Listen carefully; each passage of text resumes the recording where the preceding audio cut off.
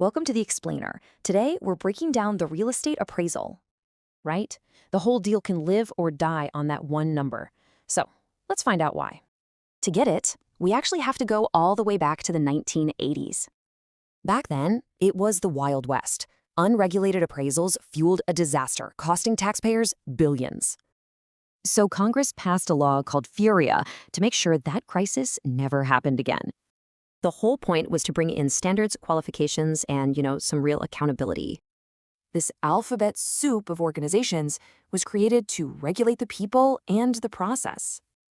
Okay, so what does this super regulated process actually look like in practice? It's a methodical, four-phase system designed to get a credible, fair valuation every time. They look at the property from 3 different angles to figure out what it's really worth. But it isn't just about crunching numbers. In the end, it's a professional judgment call.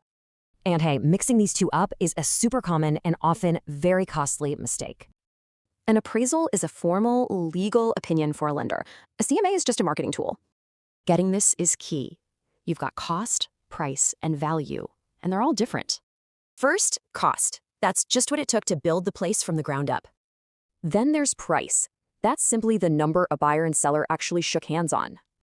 And finally, value. That's the appraiser's professional opinion of what it should sell for.